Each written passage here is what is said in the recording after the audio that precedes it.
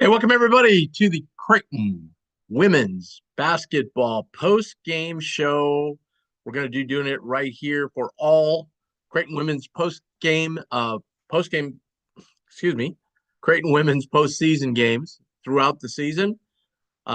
Jays with a huge win, 73-44 over Seton Hall. Uh, Big time win. They got it right from the get-go, jumped on with a 23-point lead right off the bat, and they chipped away, got it down to 11 at halftime, and then the Jays came back and put up a really good number on the on the next sorry about that on the next quarter. So great win for the Jays. Couldn't be happier for Flan finally getting to the Big East championship game, and it's something that Flan I know really felt he really wanted real strongly. So he will be joining us here in a few minutes, so we can't wait to talk to him. Jays win 73-44, and of course they will take on UConn tomorrow night, 6 p.m. It's on FS1. The first two games have not gone well for the Jays with UConn. It's been the second quarter. I know that'll be a big point of emphasis with Flan and his staff as they prepare for UConn tomorrow night. Why the second quarter? I don't know. Shots just don't fall. They have untimely turnovers, and it just seems like UConn goes off in that quarter. I mean, the last game they played, the Jays got off to a great start, took the lead, and then it was the second quarter. So once again, it's just one of those deals, right? But the Jays played really, really well today, and they came out with such intensity, such fire.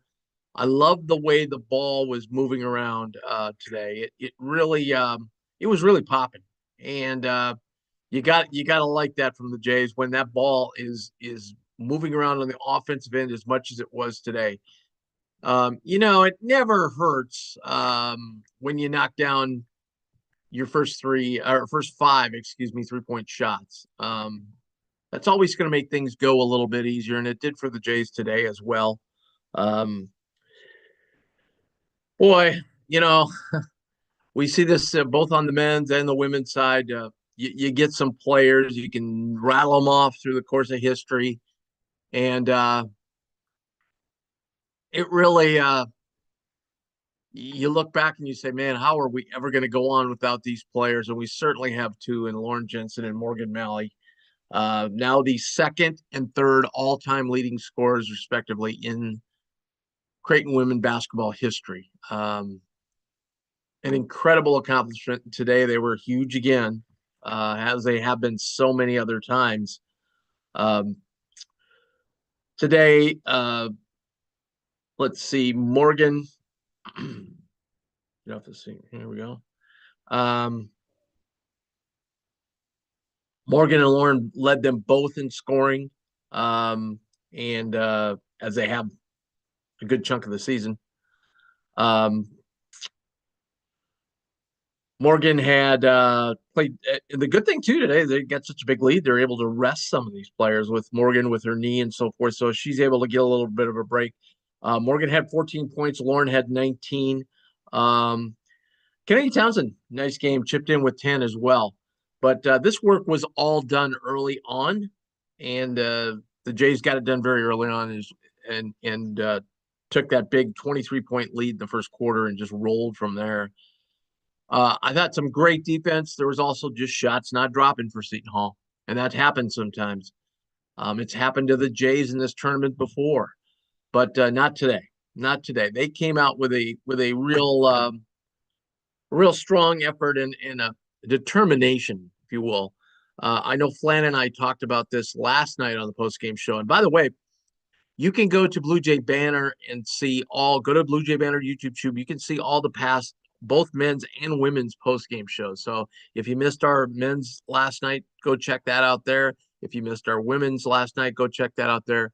And then, tonight's obviously will be in the YouTube channel as well.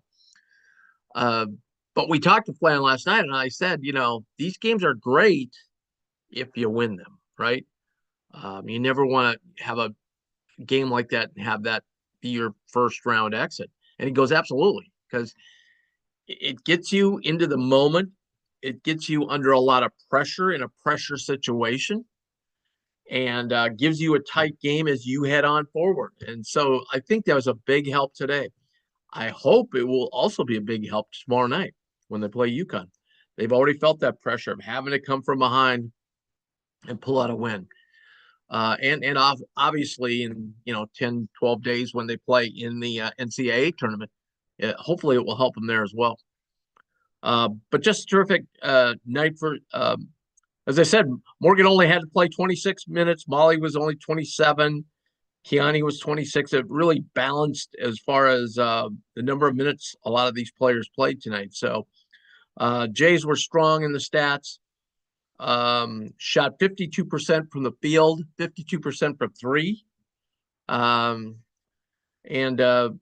just dominated throughout. Only had 6 free throws, only 3 of 6 today, but they only shot 6. So they had 7 second chance points, and they had 28 points in the paint, which is a staple of Flan's teams, and 17 points off turnovers, which is a big number. And another nice night from the bench, 22 points off the bench, and they're going to need that bench tomorrow to play at a high level when they take on UConn, because UConn can roll a lot of players out there. Paige Becker's obviously chief among them, one of the best players in the country. As we wait for Flan, let's talk a little bit about our sponsor. It's we've had a great relationship with RTI Threads over the last couple of years, and that relationship just keeps growing. And they've stepped up to sponsor this post-game show for the women's in the postseason, and we couldn't be happier.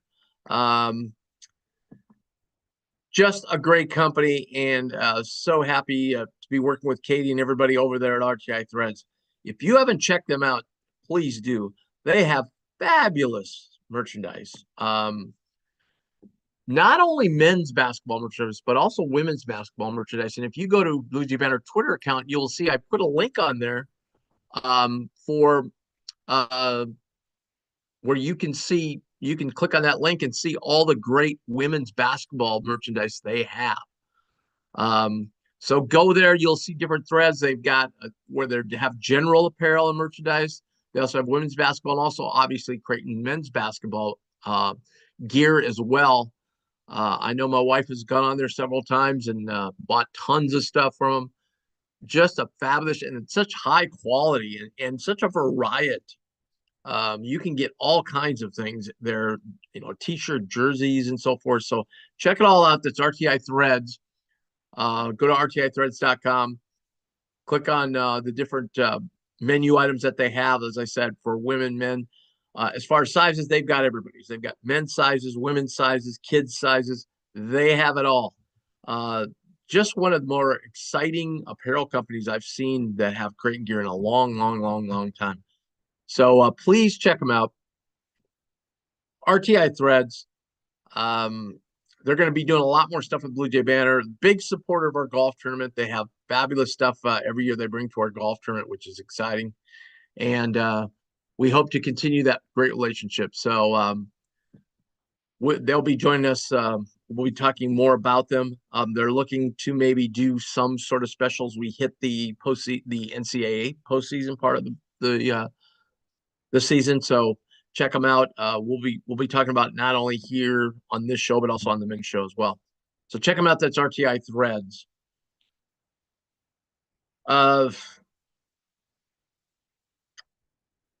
Yeah, some of you asked this question yesterday on the men's post game, and I think they were like, "Well, wait a minute, how come there wasn't as many?" The dance team there, the band was there. Well, they're off in Connecticut with the women's team, and now they just flip right over and go over to the men's side to the Madison Square Garden next week for the men's tournament. So, and a great contingent of Creighton fans. I hope some of you that are listening. No, we could hear you loud and clear over the TV today. It was awesome. But anyway, tomorrow night's the game, 6 p.m. It will be on FS1. I hope John Fan again is on the call. He's terrific. And the Jays take on UConn and Gio Ariema and that terrific team featuring Paige Beckers. What a way to end this. I think from seeding perspective, if the Jays were to, um, it's unlike the men's where the men's tournament smashed right up against the selection. The women's tournaments are far enough out, a lot of them, where the selection committee has a time to digest everything that happened. And I would think if the Jays put on a tremendous performance, win or put on a really good performance against UConn, I gotta believe that's going to help their seed. As I said, I'm a bracketologist for the men. I'm not a bracketologist for the women. It's a little bit different, but from what I have seen, I I think the Jays are getting jumped by some teams from power conferences that just it's just not fair. Creighton certainly um, has the resume to be at least a 7 seed, and hopefully we can get that 7 seed because I think there's some nice matchups along the way that the Jays can take advantage of and hopefully get to a Sweet 16 or even Elite Eight as if you did a few years ago. Um, but again, the big news besides the win today, Lauren Jensen moved into the third place all time. Morgan Malley now second. And we're going to ask Flan about that. Like, what's it like when you look back at this and coaching, coaching to the greats in Creighton history? I mean, uh, that's really, uh, that's really great. I mean, just a fabulous experience. Flan will be very complimentary to the players, say how hard they worked and everything. But I'm sure Flan has had a great deal to do with their development, um, and just Flan too. They popped up the thing today, but this will be, I think, if my math serves me correctly and I remember correctly, between he and Coach Mack, this will be 800 career wins at Creighton. Wow, that's all he can say is wow. Um, all of you watching on YouTube, thanks so much. Appreciate it. Make sure to hit that subscribe button, man. It helps us so much. And if you could pass this along to friends and say, hey, just give this a look. And while you're on there, hit that subscribe button. It helps us a ton as we continue to grow this channel. It's only been up 2 years, not even 2 years, full 2 years yet. And we've really grown by leaps and bounds each year. We've grown about the first year was a huge jump in subscribers. This year, I think we've grown about roughly 40% subscribers again this year. So if we keep doing that, 3 or 4 years, we'll kind of get to where we want to be with this channel, and it'll allow us to do a whole lot more things. And for the women, for instance, it'll allow us to go live and go to games that are away from home and so on and so forth. So please do that. It'll help with our coverage so much. We want to thank you for that. Again, we said tomorrow night, 6 o'clock. So the men will play at 6 o'clock on Thursday night. They will take on Georgetown. That whole field is set now. If I can run through that. Flan, just getting a note now. Flan will be with us in about 5 minutes or 10 minutes or so. So the men, as I said, play on Thursday night at 6 o'clock. The field is set. The opening round games, there's 3 games on Wednesday. It will be Villanova taking on Seton Hall. Villanova, the 6 seed, Seton Hall, the 11. Excuse me. Then it will be Georgetown taking on DePaul. DePaul won 2 games this week. Yeah. They're probably not a team you want to. I don't say it's a team you don't want to play, but it's kind of a team you've got to really be aware of as they gain confidence as this season rolls along. I know Coach Holtman said the other day that he knows he's not there yet. He said that's not going to happen till year 3. He goes, but this year we just wanted to get a few big wins, and they've got a couple this week. So I'm sure getting a win in Madison Square Garden would be huge for that squad as they move forward. And then the 8-9 game be Butler Providence. Butler team we saw yesterday look, they can't sustain that, but if they can shoot the way they did in that first 9 minutes, they can beat anybody in this league. Tremendous shooting performance by the Bulldogs yesterday. They've got some real skilled offensive players. It's kind of a matchup Creighton kind of likes because they play the same way as Creighton. Not a lot of in-your-face defense that they've seen from Marquette and from UConn and from obviously St. John's. Um, they like playing a little more freeform, and so does Butler. So Creighton really likes that matchup. We have a big matchup advantage down low. We play Butler, so they're going to take on a Providence team. I'm not sure where that team's head is at right now. I suspect Butler will win that game and then take on number one St. John's. We would play the winner of Georgetown DePaul game, and then the 3 seed, who is UConn, will take on the winner of Villanova and Seton Hall. Most likely Villanova. I'm telling you, Villanova generally plays very well in the Big East tournament. That could be one heck of a game. I would not be stunned at all if Villanova upset UConn. The only problem is that arena will be 60, 70% UConn fans. But Villanova brings a fair amount of fans with them. However, they're just not as good this year, and they really don't have any postseason aspirations. As far as the NCAA, they could obviously still get a bid, be one of the automatic qualifiers, as I should say, in that new Crown tournament out in Vegas afterwards. So that would be a great matchup. And then the 4-5 game is the one I'm really looking forward to. It's Marquette versus the hottest team in the league, probably the best team in the league over the past few weeks, and that is Xavier. They are red hot right now. And Marquette just hasn't been itself the last couple of weeks. So it'll be an interesting clash. A lot of athletes on the floor, a lot of really explosive offensive players on that floor. And the winner of that game is going to play St. John's most likely. And either one of those teams can give St. John's all they want. So I really like where Creighton is sitting at that 2 seed. You got a game you should handle, okay, in the 2-7. And then you probably going to play UConn, but there's a chance you could play Villanova. Either one. I like our chances there. Even though with a huge home crowd of UConn that's going to spur them on, I think we play our game and play one of our better games. I don't think there's going to be I think we got a real good chance to take down UConn. And then, if Xavier would happen to knock off St. John's, or either if we play St. John's again, I mean, we played them tough. We beat them once, played them real tough the second time in Madison Square Garden. So we play them there again. I like the way things would pair up for us. Once again, just want to thank, I can't thank them enough, RTI Threads, fabulous company. Katie over there runs the show, and she just does a great job. If you ever get a chance, come to one of our Infusion Brewing events that we had this year at the Infusion Brewing Company. If you didn't get a chance this year, make sure when we do it next time, you'll be blown away. They're awesome. Katie's there with all their merchandise. They sell merchandise. They sell stuff you can have the players sign when we have players there. And then, excuse me, obviously,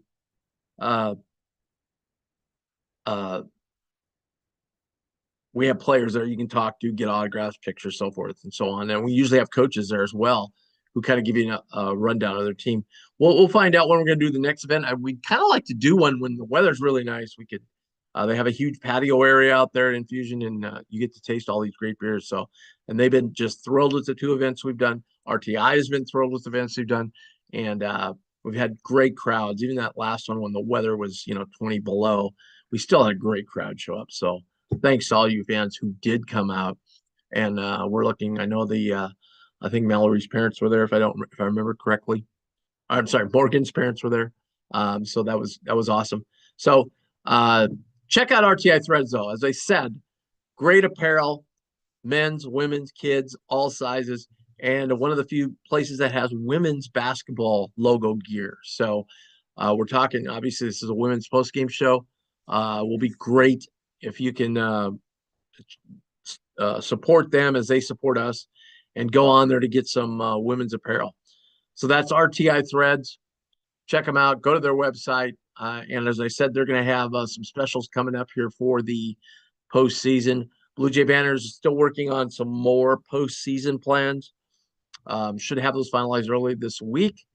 Um, Obviously, one of the things we're doing is this post game show for the women's team. And we obviously had to start right now because they're in the Big East tournament, right? So I know that place at Mohegan Sun will be packed tomorrow night with UConn fans. But hey, um, it is what it is, right?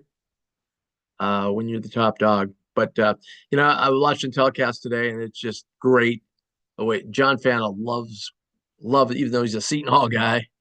So I'm sure it's kind of tough for him broadcasting that game today. But he loves Creighton. He loves everything about Creighton. He just thinks they're such a perfect fit for the Big East and everything the Big East stands for. And he just went on and on about the athletic programs at Creighton. And we have terrific athletic program at Creighton programs, and talked about the women's basketball, volleyball, soccer's long been legendary at Creighton. So, and boy, we got some up and comers. Softball, the two golf teams have been outstanding lately, and we're looking at. I'm optimistic um, about the baseball team this year. I really am. So we're hoping that the weather gets nice. You can get out. They do have a home game, I believe, on Tuesday. Let me check that for sure, but I think they have a home game on Tuesday, and it is going to be fairly nice. So, hey, it would be awesome. They're going to play, yeah, Kansas State on Tuesday. Yeah, absolutely. So they'll take on the Wildcats here in a midweek game. Those wonderful midweek games. Um, So let's check on how they did today as we're waiting for Flan. I think they won. Let's see. And yeah, so here we go. 9-3 today, and they swept the doubleheader. 9-3 and 4-zip. So that puts us at 7-4. They had to play doubleheader today because of the weather. So the baseball team off to a great start as well. So there we go. All right, let's get back to the women's game. And man,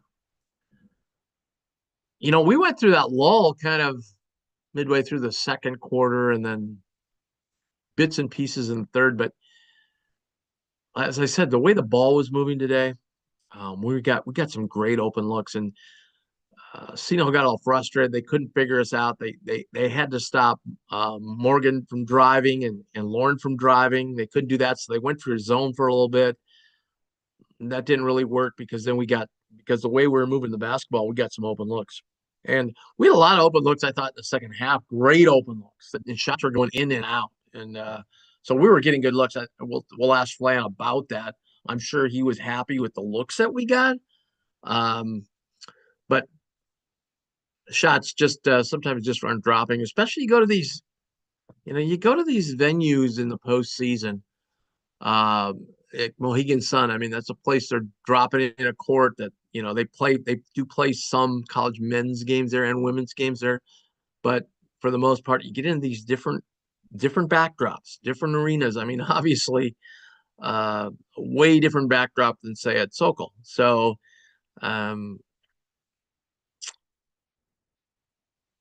sometimes bad shooting nights happen.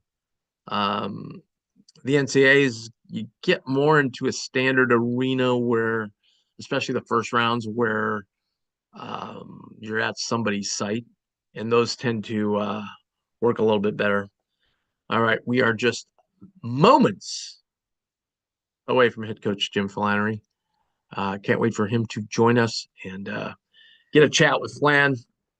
Flan and I go way back, and just one of the, they were, and I'm glad they said it today. The media said, gosh, he's so accommodating, and he really is.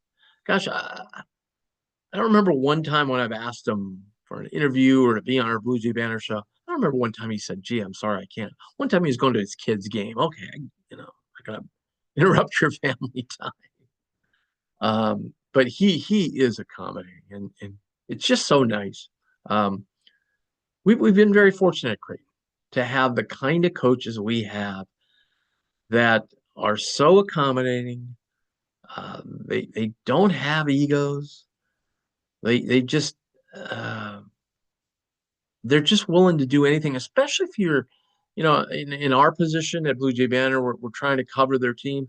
I wish I could cover the women's game more. Just time won't allow me to. We try and do as much as we can on our Monday Blue Jay Banner shows. And, um, like I said, I wish we could do more. I wish I could go to more women's games than I can, but my other duties prevent me from doing that. But um, he's just so accommodating. Speaking of Blue Jay Banner, I want to get this in before we go because we'll be heading out right after Flan's interview. We will not have a Blue Jay Banner show tomorrow night because of the basketball game. Okay, so no Blue Jay Banner tomorrow. We'll have the basketball game. I'm going to watch the women's game, and then obviously do post game right afterwards, and we'll go from there. So we're seconds away, waiting for Flan to show up. There's Glenn Sisk getting Hey, ready to go, and oh yeah, I see him pulling up to the podium right now. There he is, the right. head coach of your Creighton Blue Jays, Mr. Jim Flannery. Coach, Yeah, congratulations. thank you. Much easier than last night. No, Way less well, we stress. talked about that though, Coach. Remember, I said Yeah, I would have to say on postseason games I watched 75% when the much better seed plays a much worse seed in the first game, and it's a struggle. And but yeah, the better seed ends up winning a close tight game. 75% of the time, they come out the next game like the shackles have been lifted and play really well. yeah. Yeah, I mean, it was, first of all, I mean, part of it's how your opponent plays. I thought Georgetown played really well last night. Seton Hall is a good team. I don't think they played as well, but we got off to a great start. We kind of hit bumps again in the second quarter. The second quarter's kind of been our Achilles heel. Like Yeah. last night, we gave up 30. Tonight we only scored 10. So it was more about our offense. We turned the ball over against their press, just got a little bit sideways and sloppy, but um, I thought we came out in the third quarter and we weren't great on offense, but we guarded, we kept that lead right around 11. And then once we hit a couple and got it up, our confidence was good. But yeah, getting off to a good start was huge. I think I thought our defense was cleaner, tighter over the course of the night. But some of it, like I said, had to do with I didn't think Seton Hall was probably quite as good as they normally are. They miss some Yeah, looks that probably yeah, normally get a knockdown. But I've said this to you a million times. Man, you're a smart coach when you hit your first 5 threes, huh? right. Yeah, that was. I mean, yeah, and that's where like I was. When you're up 23-6, you know, you'd like to make it even easier, but in some ways, I think it was okay that they cut the lead down and we had to play at least through the third quarter, in a little bit into the fourth, because you want to stay sharp. So it's okay that we took a few minutes off, but tomorrow night we're not going to have that luxury. If we have, I just said if we have the second quarter that we've had either the last two nights, it won't be. The game will be much more difficult to come back from, just because they're elite at kind of taking a few loose possessions on each end in a row and making it, and there's going to be, it's a home game for them too. So Yeah. but Well, to that point, or a second quarter you've had like the last two times you played. right, exactly. I mean, that's why I kind of hesitated to bring it up. It's like that's been our Is there Achilles. I mean, Both is times there we anything you saw? played them. I mean, well, looking back on those No, I films, don't know. I mean, I think we. I can tell you that as of a few games ago, the best 5 minute stretch of basketball that we played from a plus minus standpoint was the last 5 minutes of the half. So if you break the game down into 8 5 minute right? segments, analytically, our best plus minus through just a couple games ago probably right before we played UConn, was those last 5 minutes of the second quarter. So it's kind of an anomaly, I think, that we've been so bad in the second quarters against them. But we're gonna have to correct that tomorrow. I mean, and the big thing is we can't turn the ball over at the rate that we have against them either time. They're really good defensively. But Villanova did a really good job. They only had one turnover through the first quarter tonight. So hopefully we can take some of that, but we're going to have to be tighter with the ball. We're talking with Blue Jays head coach Jim Flannery. First, I gotta say, I love the pullover. Like when I first became a Blue Jays fan, like 30 years ago, everybody had the dark blue, like windbreaker. They were always dark blue. Like you go to a game and everybody had like the same color. You don't ever see that anymore. And my question, and other people have said this too, is how come like we don't have uniforms that have that? I mean, baseball does, but Yeah, basketball teams, what? You ever thought about that? Like having the dark blue with the white with like a lighter blue trim? I think that looked pretty sharp. I know. Well, and we've loosened up on so many things. Like when a few years ago, when Kevin Sarver was still at Creighton, it was like, he was telling you, hey, it's PMS 287 blue. There was a lot more rigidity to what you could wear, other than, like you said, baseball and softball got to wear what they want. And usually the men would maybe have one gray, through the Doug years, they Yeah. have a gray, Yeah. but now all of a sudden it's like, it's a free for all with your color scheme. You can kind of wear whatever, and baby blues are in, but yeah, I dig this color. Yeah. Well, I mean, now when you played, were you the baby blue era or were you past? No, we were more kind of the mid blue. We weren't the baby blue era Yeah. yet. Yeah. Yeah. I never But at really least Hey Tim, I never really got my warm up off, so I could never really tell what color uniform was. you I've seen it happen like in a high school game. The kid takes his warm up off and he doesn't have his jersey on. Hey, this is a true story. You know how bad I was as a player? So I walked on during the Tony Baroni. Shout out to Tony Baroni or Yeah.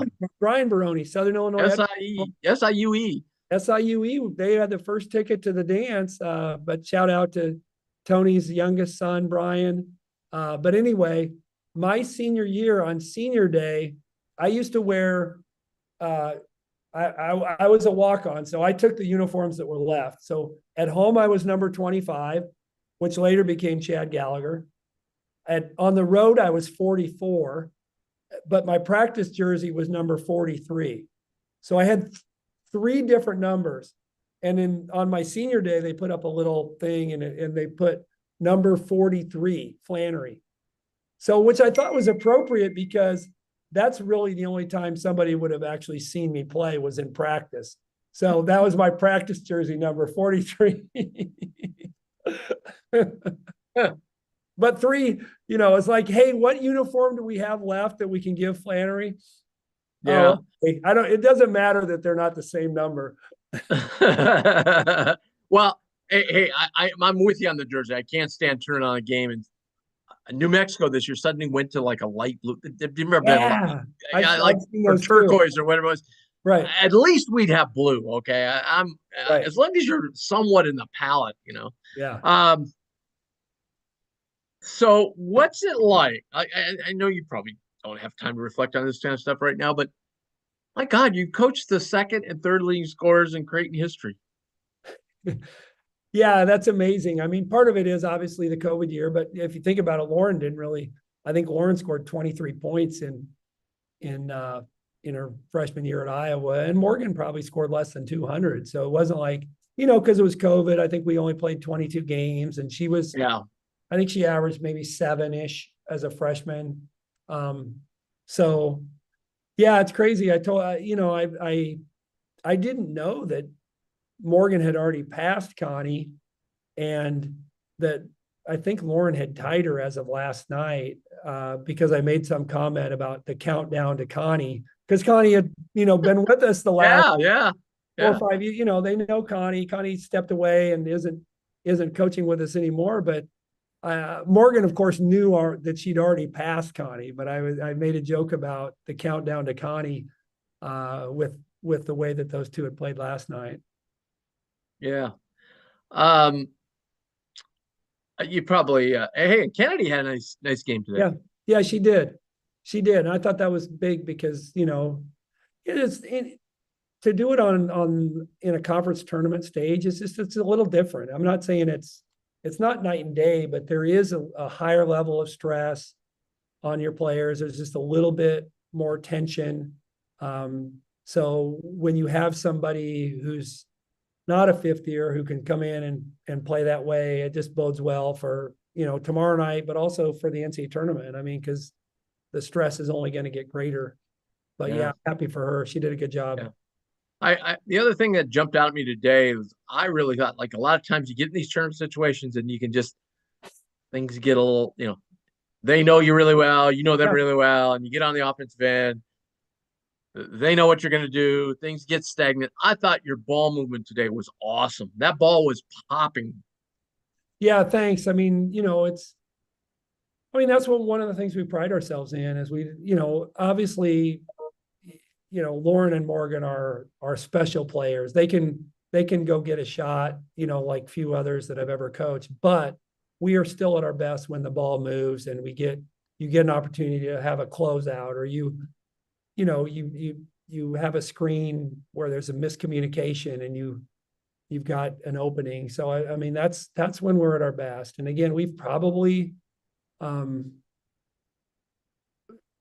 the times where we rely on Lauren and Morgan a little too much is sometimes the time where we get a little stuck. And I thought tonight, their baskets came within the flow of the offense. We didn't run a lot of plays for Morgan. We didn't run a lot of plays for Lauren. Most of it was within our motion. Did you get a good? We talked about sleep last night with the time change. Did you get a good night's Oh, sleep? it was terrible, Tim. But the good news is, after a bad night, I'm pretty regular in terms of if I'm bad one night, I'm tired enough that the next night is good. And we don't play as early tomorrow. We play at Right. 7 o'clock Eastern. But yeah, but with that hour off and and we just played Connecticut, so there's a little. I mean, I don't want to say there's less prep because that doesn't sound right. Hey, we don't need to prepare for UConn. Oh, you don't want Gino to hear that. But we did just play him, so the players, the things that we weren't successful at are fresher in the players' minds. Same thing with the coaches. The things that we had some success with are fresher. So, and putting the game plan together will be just a little bit less. There's just less adjustment based on the fact that we just played them.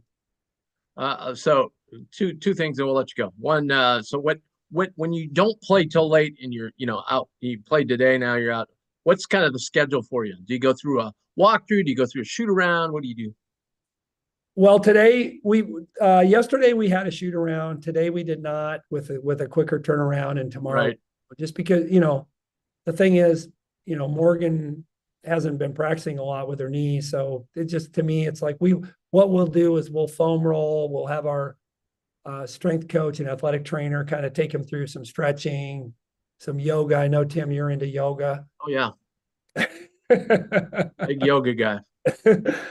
So we'll do that just to get their muscles loose and get some soreness out. And then we'll walk through some stuff in the ballroom, in our meeting room area where we have our meals. We'll walk through some things, and you just watch a little more film. You don't, because it's hard to get on the court. And Molly Mogensen has, she's got enough lower body soreness usually. So it was good. It was good that we got to play some people that last 5 or 6 minutes for two reasons. One, it's great to reward them to get into a conference tournament, but also probably saved us, 5 or 6 minutes with Morgan and Lauren. Yeah, yeah, that was nice. Got some rest today. So yeah, I mean, like those kids work really hard, and sometimes you get into the league and it's just really hard to get them on the floor.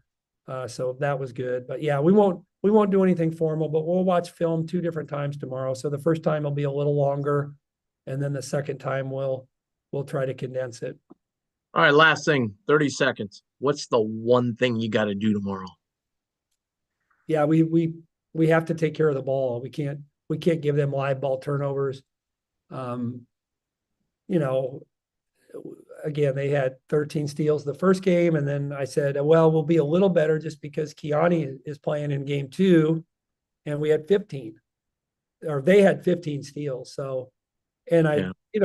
it's odd because again, their pressure is really good, but we were third in the country in fewest turnovers a game going into that second UConn game. And if you'd have watched that game, it'd have been like, what?